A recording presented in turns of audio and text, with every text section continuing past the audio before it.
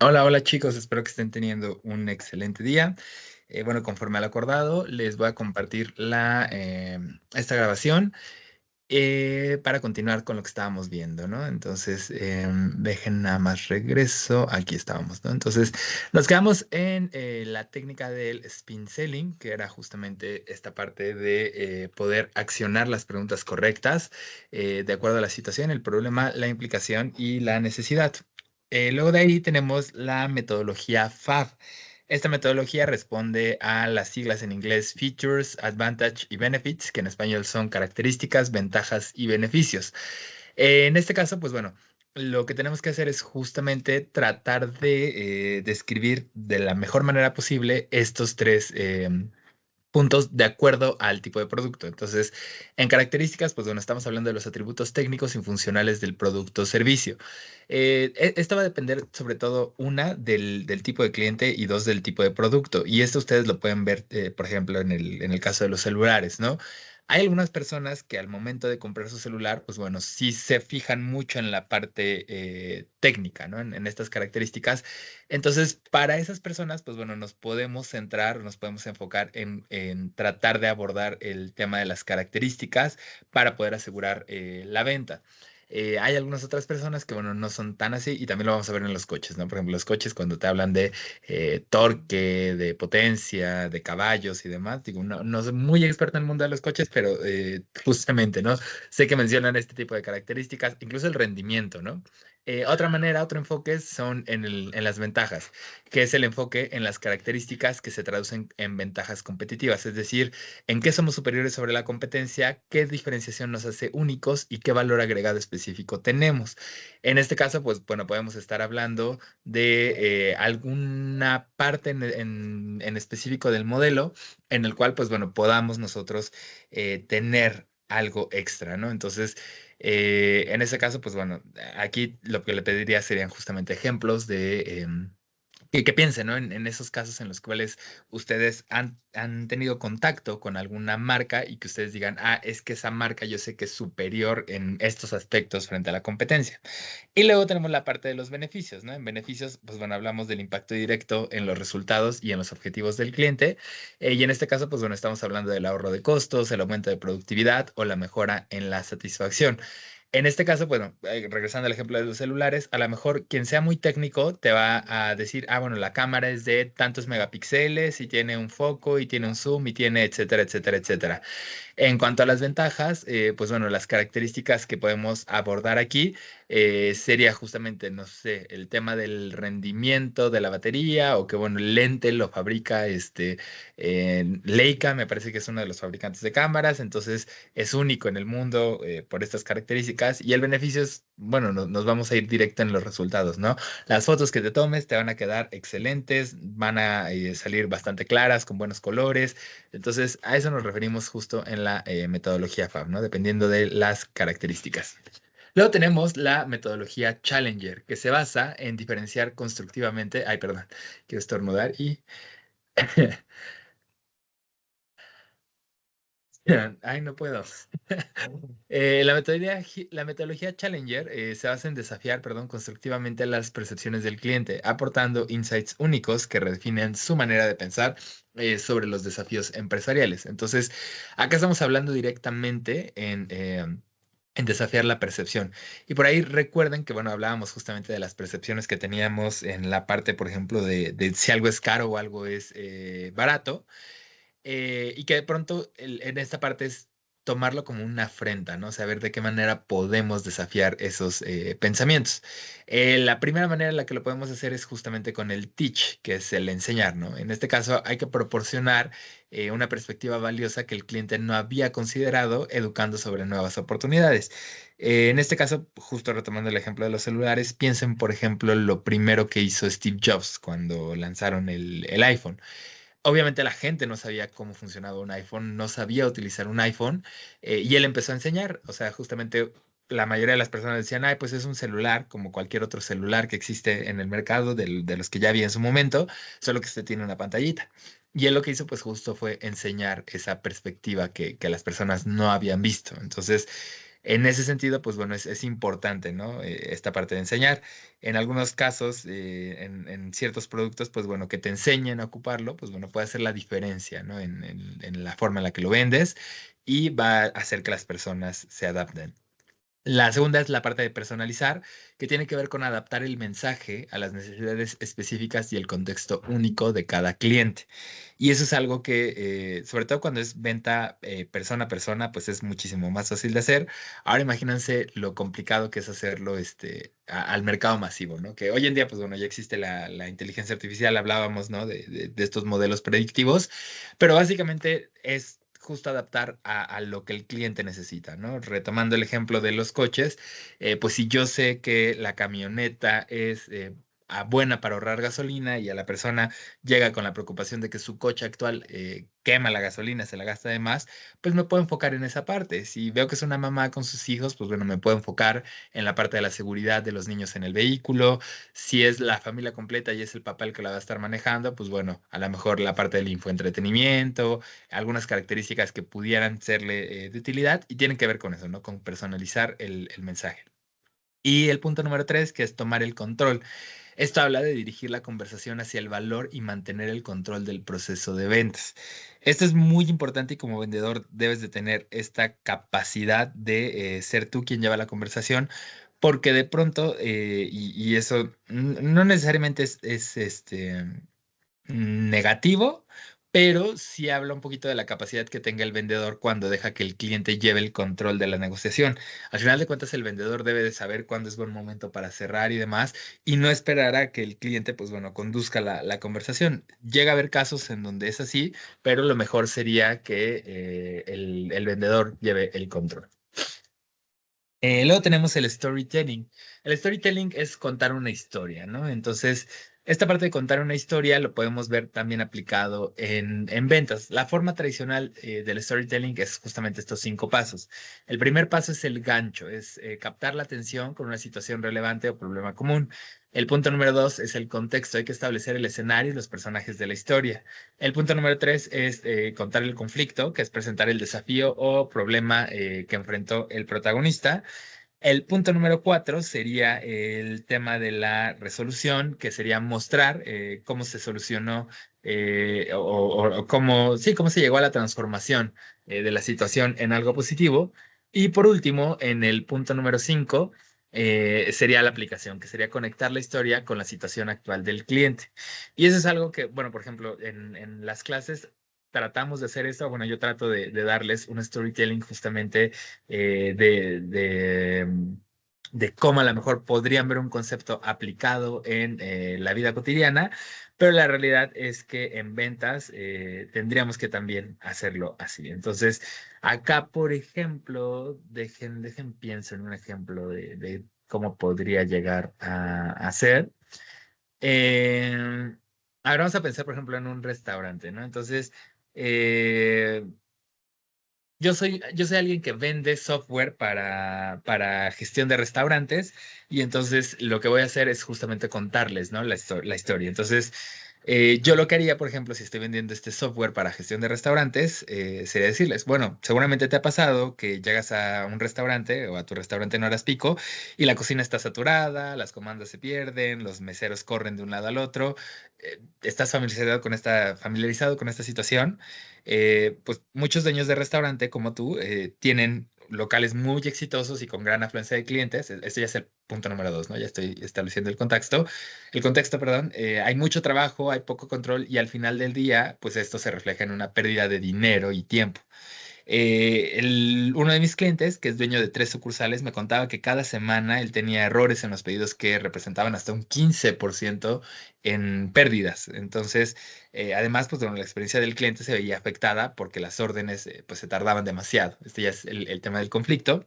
En la resolución, pues diríamos, por ejemplo, después de implementar nuestro software de gestión, todo el proceso cambió, las comandas llegan directamente a la cocina en segundos, el inventario se actualiza en automático y el dueño puede ver desde su celular cómo está funcionando cada sucursal. En solo 2 meses, este cliente del que te platicaba redujo sus errores en un 80% y mejoró la satisfacción de sus clientes. Con tu restaurante podríamos lograr exactamente lo mismo, mejorar el tema de las pérdidas, tener un mayor control y tener clientes más contentos. ¿Quieres que te muestre cómo funciona este producto? Entonces, ahí si se dan cuenta, pues bueno, es más o menos cómo lo haría yo. Digo, es 100% improvisado, no, no venía preparado para hacer el ejemplo, pero justamente, ¿no? Tenemos el hook, que es llamar la atención con un problema común, que es justo ese, ¿no? O sea, un dueño de restaurante, pues no quiere pasar por todos esos problemas. Pasamos por el contexto, les establecimos el escenario y qué personajes juegan parte de esta historia. Tuvimos el conflicto, les presentamos el desafío o el problema que enfrentaba nuestro protagonista, y además les dimos la resolución, ¿no? O sea, oye, fíjate que, pues bueno, esta persona usó nuestro software y pues bueno, gracias a este software, hoy en día los resultados son otros, ¿no? Y pues bueno, la aplicación es decirle, fíjate que esto que hicimos acá, pues también lo podemos hacer con tu negocio. Denme 2 segundos para conectar la computadora porque ya no tengo pila.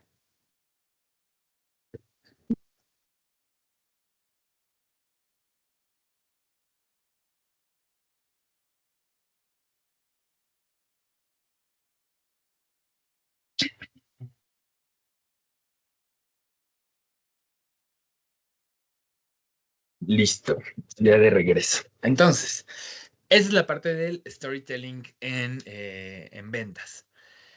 Luego tenemos la parte de las neuroventas y la psicología del consumidor. Este tema de neuroventas va muy relacionado con neuromarketing. Por ahí hay un libro que se llama justo Véndele a la mente, no a la gente, de Jürgen Klarik. Y él justamente nos habla de esta parte del neuromarketing, ¿no? Y las neuroventas. Lo primero que tenemos que entender aquí es que existe el sistema límbico. Es ese centro emocional que impulsa las decisiones de compra. De hecho, él justamente en su libro, déjenme ver si lo tengo por aquí a la mano. Aquí está. Ya tengo aquí el libro, justamente lo tengo en sección de marketing. Y llego a la parte del cerebro.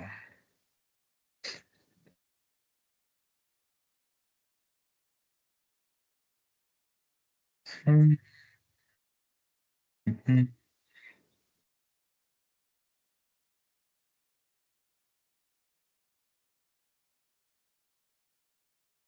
Bueno, lo tengo aquí a la mano. Dejen ver.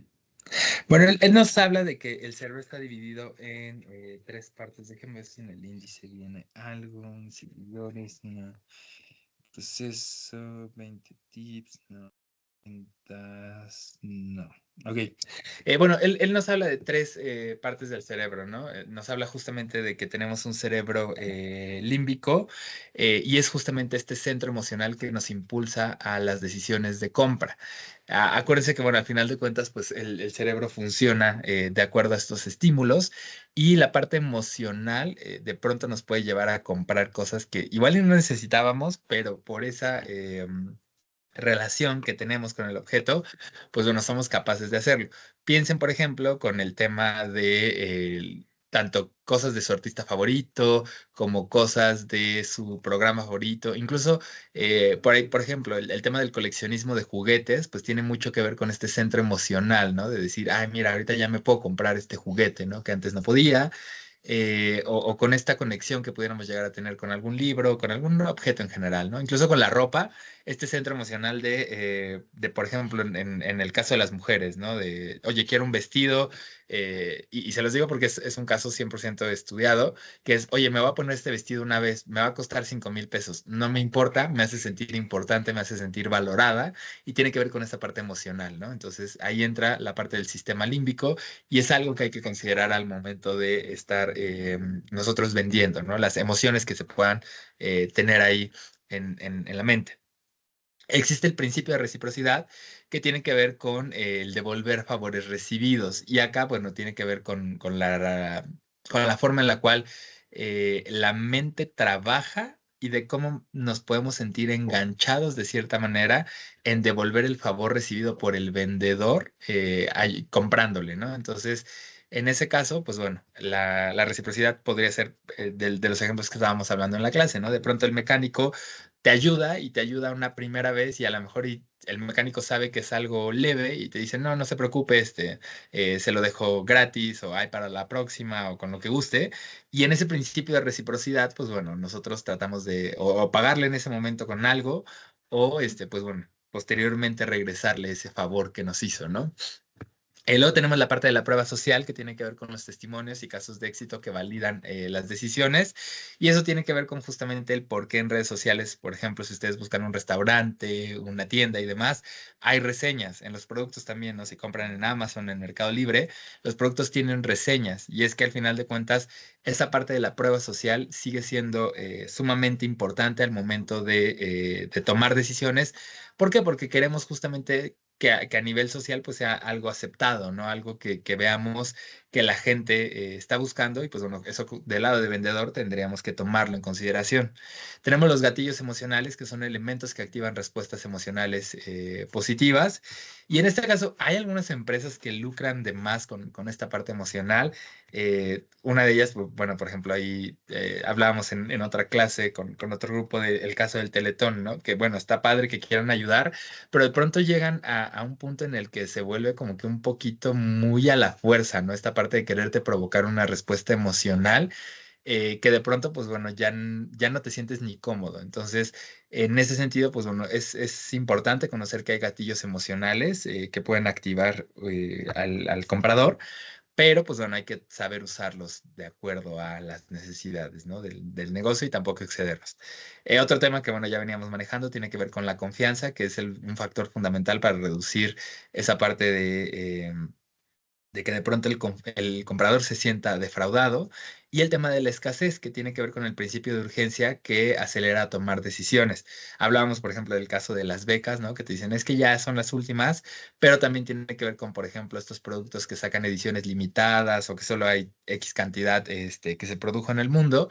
Y que al final de cuentas, pues bueno, este principio de escasez asegura que las personas van a comprar. Entonces, es eso. Entonces, bueno, esas que veíamos eran las tácticas. Vámonos ahora a las estrategias de venta, ¿ok? Tenemos la estrategia push y la estrategia pull. La estrategia push, push y pull vienen de empujar y jalar en inglés. Entonces, push tiene que ver con empujar. Entonces, justamente acá les pongo, ¿no? La estrategia push es empujar el producto hacia el cliente a través de venta directa, promociones agresivas y presión comercial, mientras que la estrategia pull es atraer al cliente generando demanda a través de valor, educación y construcción de marca. En lo personal, creo que las mejores estrategias que podemos hacer son estrategias pull más que estrategias push. Piensen, por ejemplo, ahora con el caso de las redes sociales y TikTok.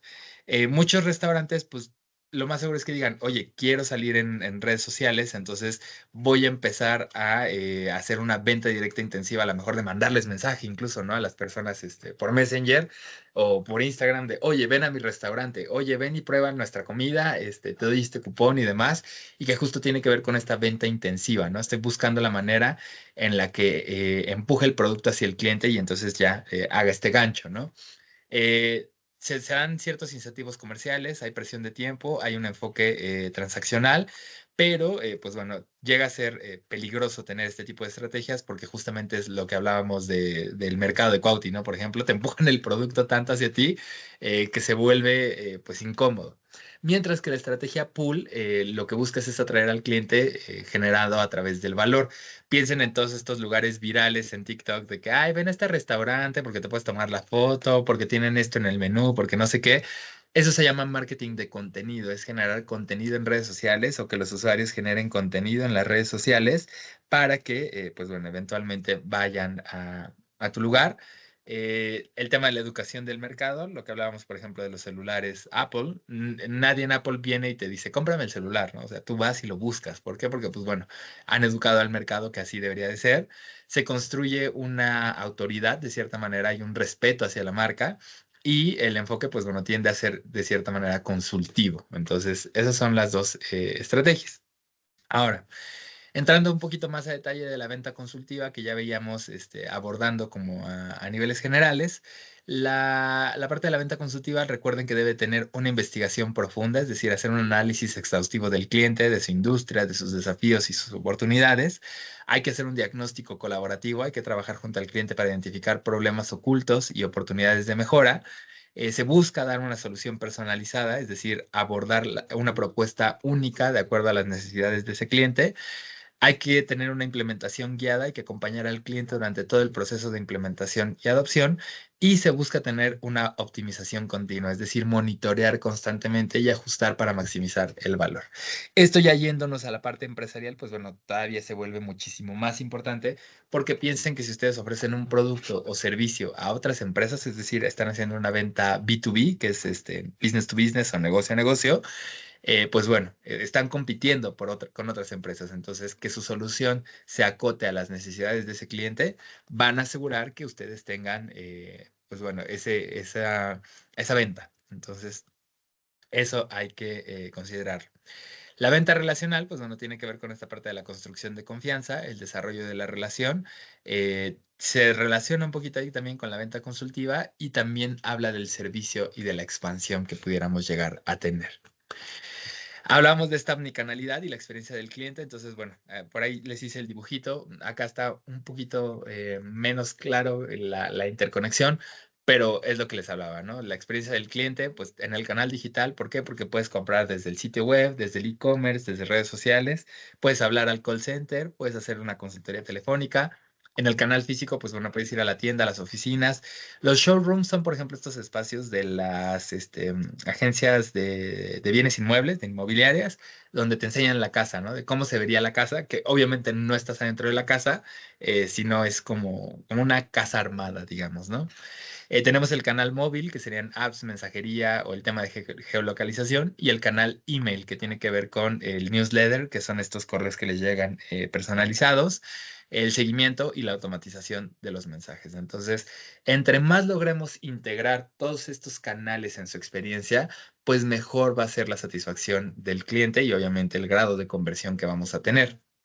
Entonces, eso hay que considerar. Con herramientas digitales, pues bueno, hablábamos ya de ahí de la automatización, la IA y el CRM.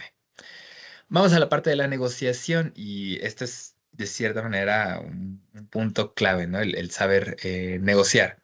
¿Cuáles son los principios básicos de la negociación? Uno, la preparación, dos, la comunicación y tres, la flexibilidad. En la preparación hay que investigar thoroughly, es como profundamente, o sea, pero más allá, o sea, de plano sí meterte casi casi a las entrañas. A la contraparte, hay que definir objetivos claros y hay que establecer límites aceptables. Esto sobre todo lo van a ver, digo, en el día a día lo vemos en el regateo, pero no nos ponemos tan así. Aunque quieran que no, la persona que está del otro lado, si ustedes están comprando, pues bueno, ya saben, ¿no? Dicen por ahí que dependiendo del tamaño del sapo la pedrada, pero acá justamente pues tienes que hacer una investigación muy profunda de tu cliente empresarial, ¿no? Entonces, esto ya lo estamos enfocando a la parte empresarial. Entonces, en ese sentido, pues bueno, hay que investigar a la contraparte, ¿no? A la persona que le vamos a vender. Hay que definir objetivos claros y hay que establecer límites aceptables que vamos a tener en la negociación, ¿no? Saber cuál es por ejemplo, en la consultora que estoy yo, nosotros le llamamos nuestro piso y nuestro techo. Desde dónde más sabemos que ya es un abuso hacia el cliente. O sea, si el cliente está dispuesto, supongamos, ¿no? La consultoría está entre 50,000 y 70,000 pesos, ¿no? Por decir algo. Nosotros sabemos que nuestro piso son 30,000 por lo más bajo que nos podríamos ir, o sea que ya de plano dices, híjole, pues ni le estoy ganando, y sabemos que nuestro techo sería vendérsela en 90. ¿Por qué? Porque normalmente están entre 50 y 70, pero si el cliente, vemos que es un cliente que a lo mejor por la urgencia y demás puede pagar los 90, pues va, se lo podemos vender. Si vemos que no y nos tenemos que ir a los 30, pues bueno, lo podemos hacer, pero sabemos que también ya cobrarle 150 pues sería una manchadez. Entonces, en ese sentido, hay que saber también establecer límites tanto hacia arriba como hacia abajo, ¿no? Pisos y techos. Hay que hacer un análisis de cuáles son las necesidades mutuas, ¿no? Al momento de negociar, pues sabemos que nosotros tenemos una necesidad que es, obviamente, en el principio de la venta, lograr vender, cumplir nuestros objetivos. pero el cliente tiene necesidades, ¿no? También, y a lo mejor su necesidad es gastar X cantidad de presupuesto, entonces pues hay que considerarlo. También hay que saber o definir cuál es el BATNA. El BATNA viene de las siglas en inglés de Best Alternative to a Negotiated Agreement, que en español es la mejor alternativa a un acuerdo negociado. Y este es un concepto que fue desarrollado por Fisher y Ury en un libro, no recuerdo el nombre del libro, pero el autor es Fisher. Y digamos que en palabras simples, el BATNA es tu plan B, es lo mejor que puedes hacer si no llegas a un acuerdo con la otra parte. Les voy a poner un ejemplo, ¿no? Supongamos que ustedes están negociando la compra de un coche seminuevo, ¿no? Entonces, el vendedor de ese coche seminuevo les está pidiendo 200,000. Subatna, por ejemplo, su mejor alternativa sería otro coche que está en otro lote, es decir, en otro negocio, y que les va a costar 180,000 con condiciones similares. Eso significa que si el vendedor no les baja el precio, ustedes tienen una alternativa clara y con eso, pues bueno, pueden aceptar o más bien asegurarse que no van a aceptar un mal acuerdo. Entonces, eso les va a dar a ustedes cuál es su poder de negociación, cuál es su límite y cuándo es bueno levantarse de la mesa. Y también les permite evaluar si alguna alternativa es mejor o peor. Entonces, ese sería el ejemplo. Pienso en otro ejemplo, a ver si con otro ejemplo queda claro. Em, a ver, por ejemplo, piensen ustedes cuando están buscando trabajo, ¿no? Entonces, ustedes reciben una oferta por un trabajo con un salario de 25,000 pesos al mes, pero resulta que mientras estaban buscando trabajo, ustedes vieron que tienen otra opción que es bastante similar en la empresa, con prestaciones y demás, y les están ofreciendo 27,000. Esta segunda oferta sería su BATNA, es decir, a lo mejor y la segunda empresa, pues yo sé que me queda un poquito más lejos, que a lo mejor y no es lo que quería. La que me gusta a mí la empresa es 25,000 pesos, ¿no? O sea, es mi empresa soñada, me van a pagar 25,000 pesos. Yo puedo llegar y negociar con estos que me están ofreciendo 25,000 pesos y decirle, oye, es que sabes qué, tengo una propuesta mejor de 27,000 pesos, pero a mí me interesa quedarme contigo, entonces me gustaría saber si tienes una mejor propuesta para mí. Si la empresa les logra ofrecer una mejor propuesta, pues bueno, ya dependerá de ustedes aceptarla o no, pero al menos ustedes saben que su BATNA es esta otra oferta que tienen ustedes de 27,000. Entonces, al menos saben que si no llegan a un acuerdo con la parte A, tienen esta parte B que les puede ofrecer esta otra alternativa. Ese es el BATNA.